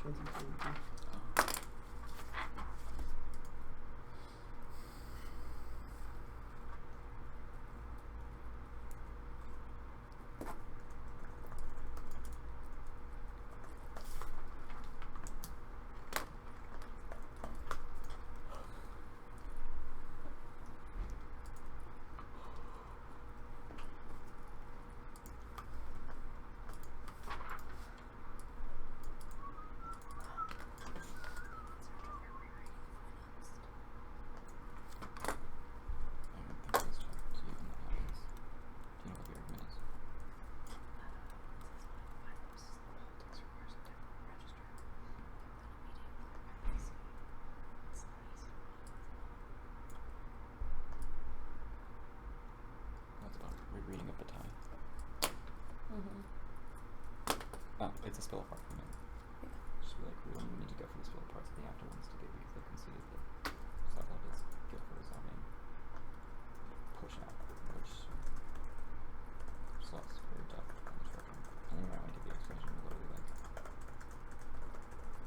when you go how activists can remember being touched true love, it's an active self-love, but it's not like the script of toxicity to change how we relate to bodily states. That should also be your answer to how the argument in the K. But when the F and the one is he talks about space, it's talking about bodily space, not geographic.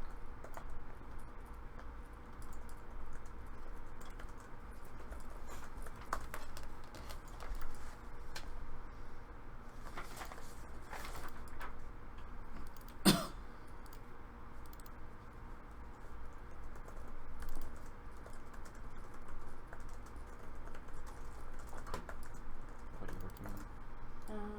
Just one last thing.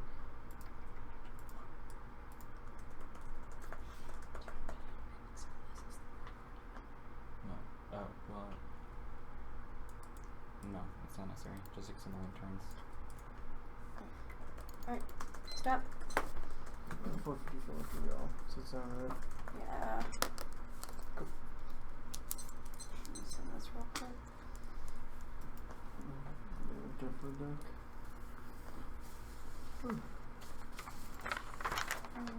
this right off. Yeah. Finally that by. This first round I've had to read a 1-8 card in.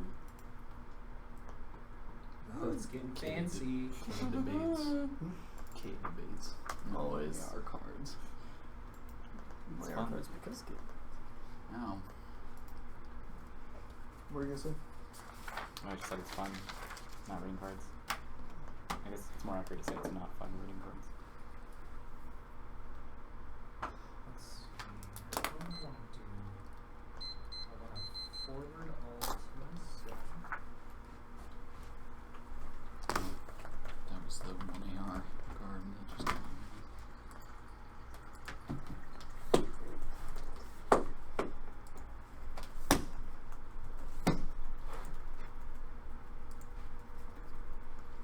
Right. But it's easier for me to steal your speech dogs. It'll go case KT. You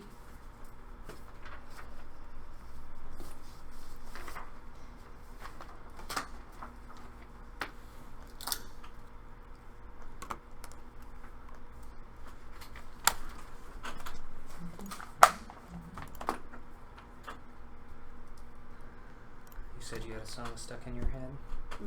What one is it? It's Gwen Stefani's. I think it's called Wind It Up. I don't know why. That's awesome. I'm kind of mad about it. I have the theme song from Gilligan's Island stuck in my head. I have no clue why. It's been there for days. When I was in middle school, I had Oh god, Fergie's Fergalicious stuck in my head for 3 months. Nice. It was probably the most horrific experience of my life. So you and I, we really understand this whole living hell thing. ETL's the All lowest. the impacts are about. Yeah. Alright. Is everybody good? Mm-hmm. They say kids all slow down. They don't want us to understand this self-love toxicity portion of the debate specifically indicates that we create these interpersonal bonds between us and other objective marginalized people, which specifically indicates that Austin and I are able to find each other and we can go home and watch True Blood together and find love in a world that at times tries to push us out and keeps us out, which means we're not going to uniquely fail because it's about those specific interpersonal Yumi bonds that are key. They say it fails. This gun card is super gendered, using terms such as infantilization, which is uniquely bad. It's super anti-queer because it always assumes that anything that is not masculine and mature is always going to be uniquely bad, which is critical. And the witness evidence, it's their is about spill up. We don't need to necessarily win spill up. The self-love evidence argument that I talked about Bob indicates why we're able to solve queer death in the short term, which should probably outweigh your ballot, because if there's any instance the app does something good and the material structure is probably warrants an app ballot, which means we're able to change the way we relate to bodily space, which you can cross-apply this to some of the links on the K, because the criticism about geographic space, which is not the affirmative, which is going to uniquely answer that. They say the metro argument that still relies kind of on a politics of visibility, and that the app does not necessitate that people that live in rural areas have to have that gay sex. It's also based on a weird It's assumption. also based on a weird that assumption urban spaces are more that urban safe. spaces are more safe, rural which spaces they are are queer. not. Like, all space is inherently heteronormative on the criticism. The Linux evidence is probably going to have you frame the types of impact situation on this. Specifically indicates that heteromasculinity and compulsory heterosexuality is what prevents us from being able to fight against things like genocide and the status quo. This is uniquely bad because without the freedom to fight against it, it's only going to lock that into place. They say an ontology just that I don't think we erase the natives. I think that reading of Andrea Smith is necessarily that type of erasure, but I'll get to that a little bit later. The role of the ballot, I think we're going to meet it even better because the queer toxicity, the self-love is necessarily going to come together, and the permutation allows us to come together. I think they just understand the type of syllabus argument. The app is not an endpoint. The app is a beginning point to this type of logic and the type of education that we can get, which means the affirmative can still be modified to create these better spaces, which is going to resolve most of the permutation debate, which is not severance. I don't think there's any reason why we necessarily sever out this type of education, and I think the reading of Andrea Smith is also a type of severing that I'm actually going to do that debate here. Andrea Smith is necessarily bad. She has literally used her fake claims of identity to get jobs and speaking position, becoming the literal commodification of native identity within the academy. She should get 15. Andrea Smith accused of faking Cherokee heritage as ethnicity played a role in tenure dispute when her job was threatened. She allowed vendors to point to her Cherokee status. The reason Michigan should have promoted her some Native American Studies report hearing about this years ago. Leaders in the field, there's a particular obligation in this field to be open about one's background. She reportedly has admitted to people that she's flat out not Cherokee. Steve Russell, an emeritus professor at Indiana University, is among those cited by the blog, and confirmed you received a direct comment from Smith to stop calling yourself Cherokee. So this is not kind of the authenticity testing that they're talking about, which there are literal field scholars in the field of Native studies who are Native that have told her that she doesn't have to be Native to engage with that she just has to be open about her background, which is necessarily bad. She's the Rachel Dolezal Smith evidence, and if they can endorse her scholarship without endorsing her, it's another reason we're allowed to sever out of the shitty types of queer politics that they're asked are necessarily critiquing, which I don't think is represented in the 118. It's a method state. As long as we approve it's not mutually exclusive, we should still get access to the permutation. They didn't lose any ground on T debate.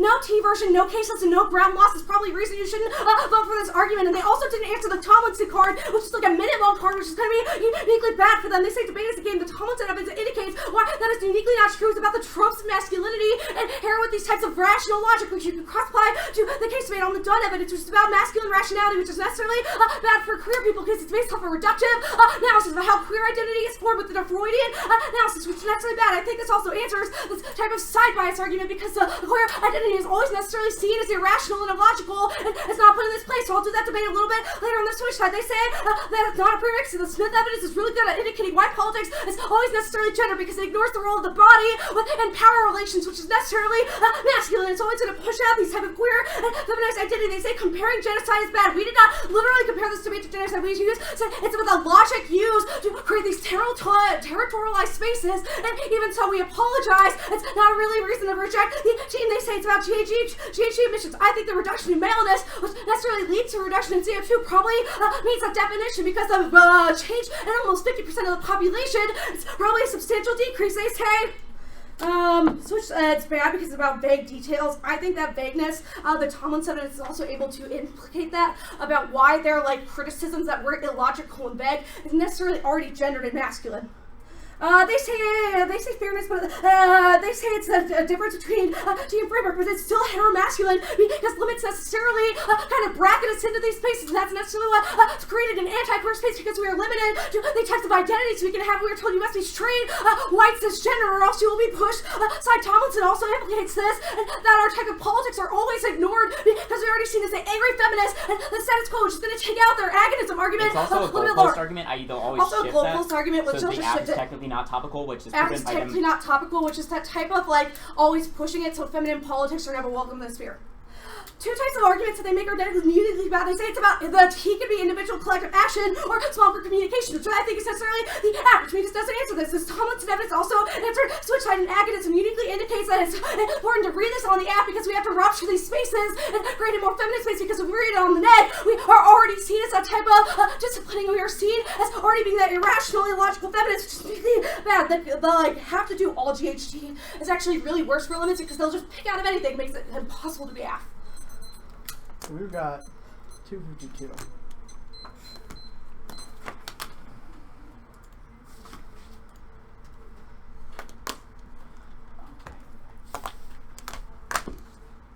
Okay.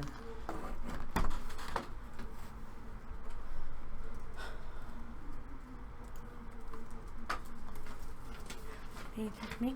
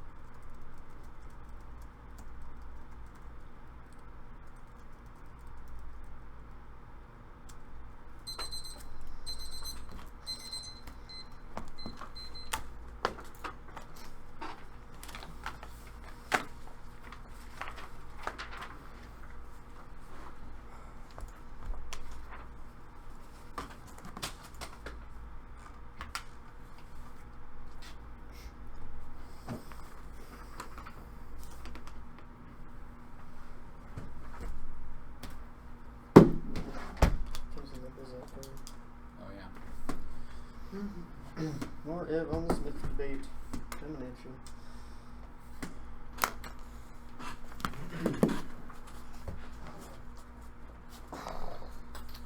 Wait, there's more Ev? Unfortunately. I did that whole thing where I...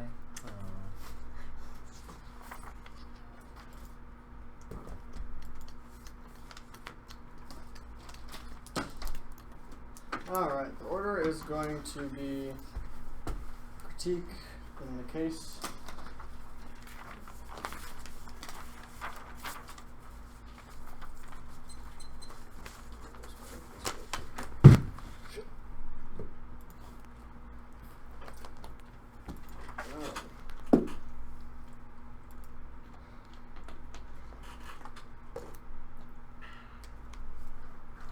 You good?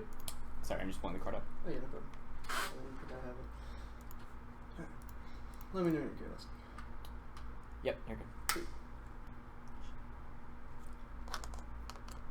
Zero claim of impact defense or any ability to the permutation resolves our unique impacts to colonialism means it's game over the sort of logic of inclusion that permeates the affirmative relies on, that the affirmative relies on ensures the genocide of Native peoples continues because the act is decidedly not political, according to 1AC cross-sex, which results in the permutation being sort of a disingenuous olive branch of Native peoples that doesn't provide a shield from the arrows of the state that are perpetually targeting them. This sort of false, false friendship that exists within the affirmative makes the unique seizure of land of Native peoples particularly violent. Or evidence isolates this as a critical distinction between the affirmative position and the negative position, which is a unique reason they are not capable of resolving because they do not focus on the material implications of the way that land always permeates Native society, because the continual reduction in Native lands relies on a logic of inclusion and assimilation that seeks to turn Indianness into whiteness. Is sort of cultural inclusion sort of mimicked within the Smith debate in the one era, but that'll be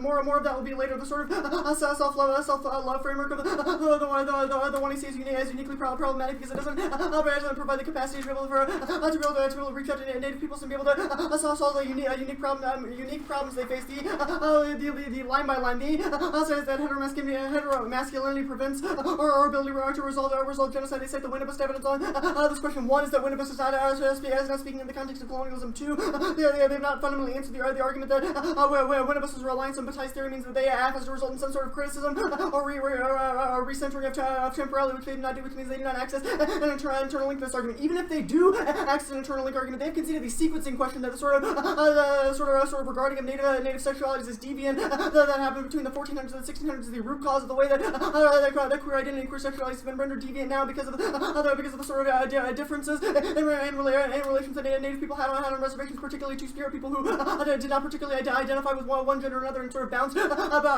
back and forth between the other, which was a reason that the when he sort of occludes the discussion of those sort of things, making the coalitional methodology of the affirmative impossible.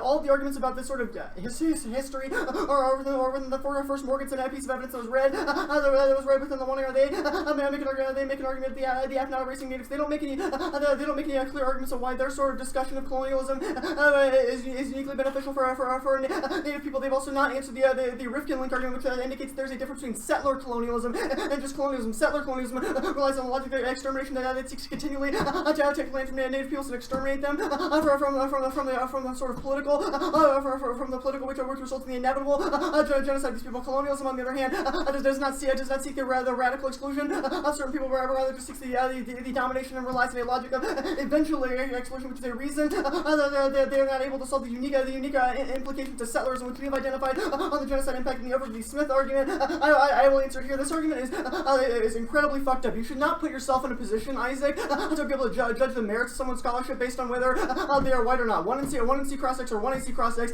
explicitly says that authenticity testing is bad, which is the exact form of which is the exact thing that they do. Additionally, the genetic evidence they read says Smith, unlike Dolezal, is a prominent scholar. Her books are considered significant in Native American studies, and her writing and and public appearances have routinely included references to having Cherokee roots. This argument is a sort of focus on her whitening, excludes the research that she has done with the Native American indigenous studies, which is uniquely problematic. This is a form of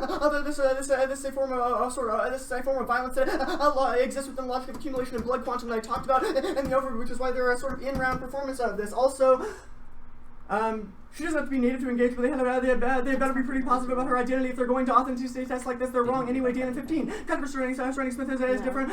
Always maintained she is native rash. Was raised believing she is not.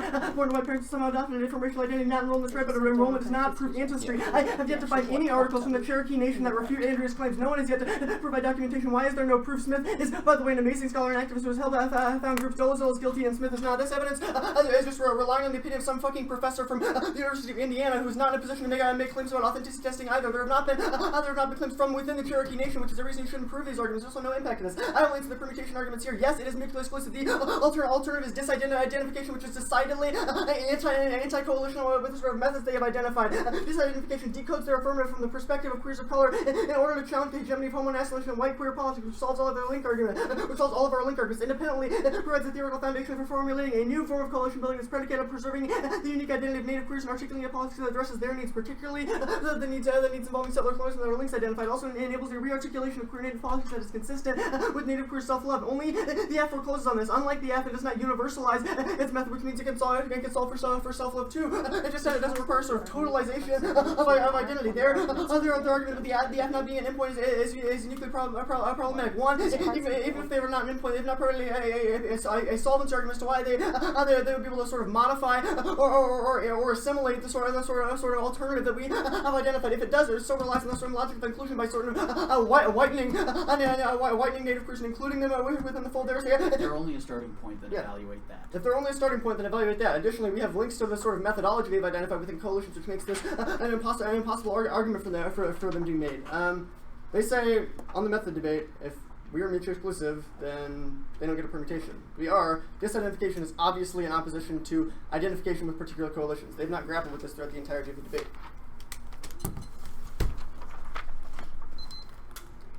We have 458, I think that says.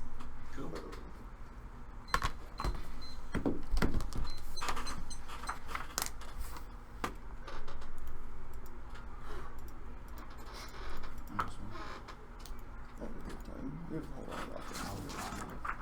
Some reason it's thinking 8.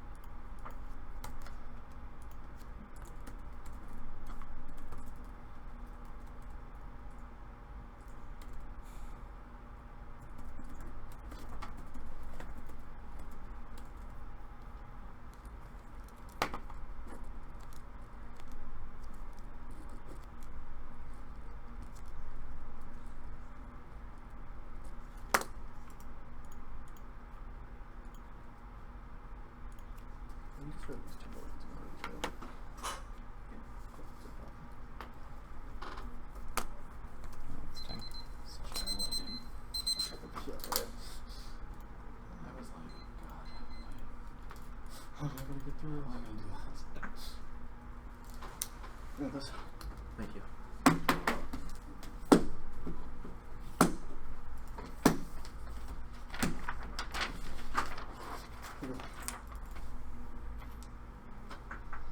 Did you save that in the Dropbox? Yeah.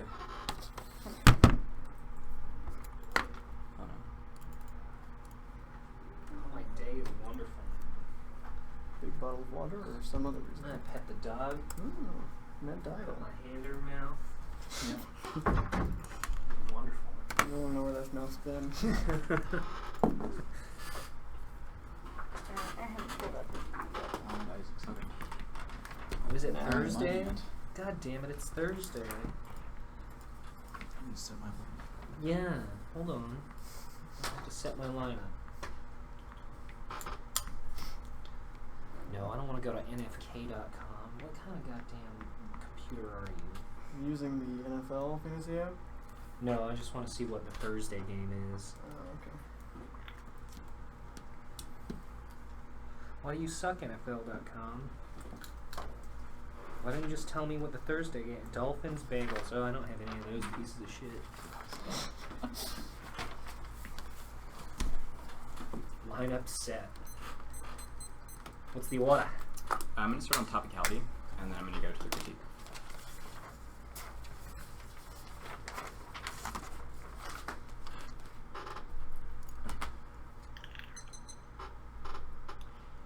Debate 101 is you have to answer offense before kicking an argument. I'm going to begin this speech with the Tomlinson evidence, which you'll lose in this debate because it situates all of their stasis arguments where they're from the block within a larger process of the masculinization of thought. It indicates that tropes determine who political thinkers consider rational, industrial, and logical, which is obviously critiqued by and resolved by the app because it occurs according to gender binaries. Arguments are routinely thrown out because they aren't relevant to discussion and are often only considered as such because the discussion is dictated by masculine speech, which is why Michelle flagged this as a goalpost argument in the one era. This is why this argument was flagged also in the two as being a global indict of the debate process and the ways in which debate came to originally be. Instead of just flying with their characterization of the resolution as just calling out a primordial debate, so you should understand debate and the resolution as being ultimately products of masculine thinkers to refine for logocentric rationalist thought through value-laden concepts like clash or agonism. This argument was also marked in the two as being a deeper internal learning carried out to any of their arguments about education spilling over, which means that if they win the alternative is good, they can't win that their form of scholarship is the kind of scholarship the alternative calls for. Now their answer to this argument was inexistent in the two AC, and that's why Michelle is in the top of the one era as being a reason why their performance in this debate has always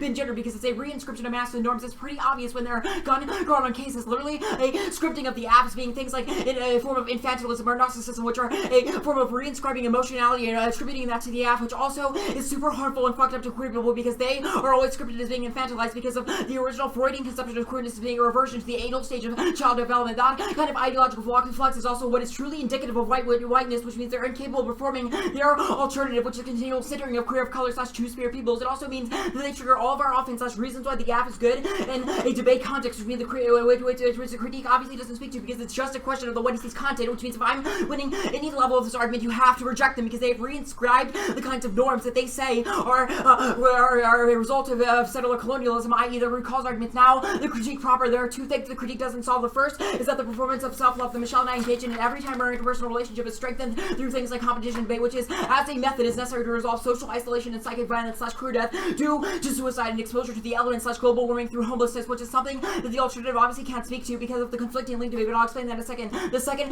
thing that the alternative can access that she uniquely does is the breaking down of humanist paranoia through critique of the resolution, i.e. the resolution asks us to talk about GHGs and the removal of GHGs without a discussion of how they are conflated with toxins and toxicity in general. The app starts its discussion with toxicity because that discussion is usually used to police how those discussions about GHGs as per the resolution go down, which means the app is uniquely good because it is applied to the resolution in a way that the alternative does not ask us to do in the context of a normative debate setting. This also means that any of the arguments they're making about how Western settlement or settled colonialism shaped queerness, i.e. the imposition of certain norms, is uniquely criticized by and resolved by the app because the affirmative takes the starting point of critiquing Western humanism by breaking down how Western humanism is created through the physiographic mapping of bodies, i.e. the charting of genitalia to mean that you are either male or female. That is why the Hogan evidence has in the 1AC, which has not been answered, says says that anti-queerness occurs in an extension of that form of humanism, which they have not grappled with. Now, the line-by-line proper, the link arguments at the top here are pretty fucking contradictory. I have no idea what the app does that is good or bad in terms of how they've impacted out these link arguments, because they begin by saying the app is bad because it is a logic of inclusion that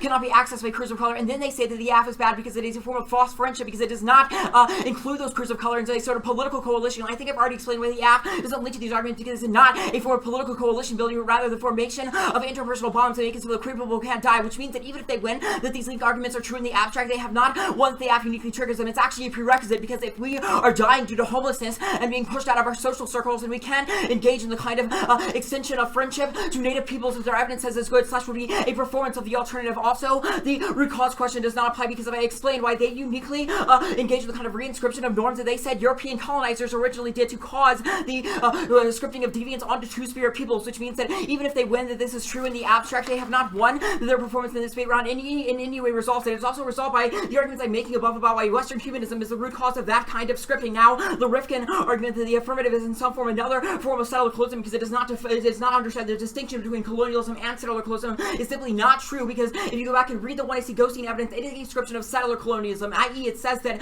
originally when the land was carved out under the guise of phallicized whiteness, that it was done so that we could remove native peoples and make the land our own, which is a process of masculinizing land, which is problematic. It also indicates that today the process of anti-queerness is tied to that, because it is a form of colonization, i.e. a commodification of queer existence, because queer people can exist, but they are still in some way threatening to a larger social order / the conception of singular humanity, which is what Hogan evidence says is the physiographic mapping of bodies I've continually talked about, which means none of the link arguments apply to the app, and even if they do, they're not impacted out in terms of what the app actually does to harm native peoples. The Smith argument I'm definitely going to extend, because it is really fucked up that they have read her cards in this debate. It is simply true on a larger scale that she has commodified native identity. None of the defenses of her that they read actually apply to the argument we're making, because they are descriptions of the blood quantum. Also, they never even read that card in the 1R, so I don't know why it's popping up in this debate. But Andrea Smith did not just exaggerate how much of her identity was native, but rather lied about being Cherokee in the first place, which our evidence says has been widely accepted by native scholars, and she is widely criticized for. That is the kind of commodification of whiteness that they are saying the app engages in by using the app scholarship to springboard and talk about native peoples, which means that if they can sever out of the actions of Andrea Smith plus the larger relationship her scholarship has to the arguments they're making, we can sever out of the relationship normative queer theory has to all of the arguments the app is making, and there is no link in this debate, which means the permutation definitely solves. It's not mutually exclusive, because the theoretical foundations of the app are not inconsistent with those of the critique. That's my explanation of our critique of Western humanism. It's also not a rearticulation of native policies, even if it is a modification of the app. That's good, because they've justified severance through things like reading Andrea Smith's cards and reinscribing masculine norms for framework. Debate.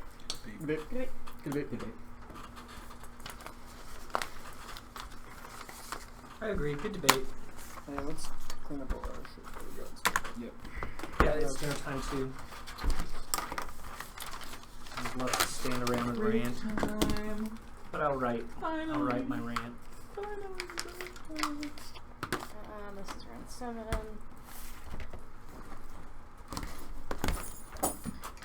Oops. You're not Oklahoma. You're Wyoming. What's your team code? Siege.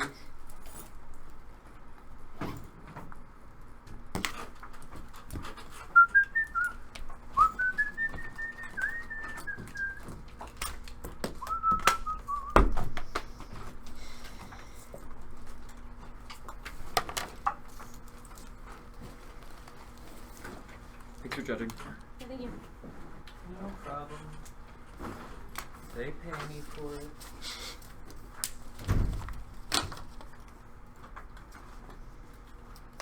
Well, my hand smells like that dog now. I'm pet it again. Yeah, more tournaments need more dogs. Yeah.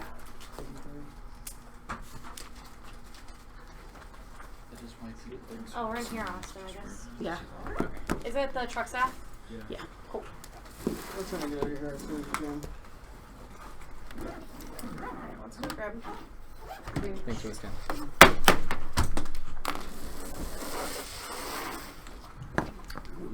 Various balls of meat.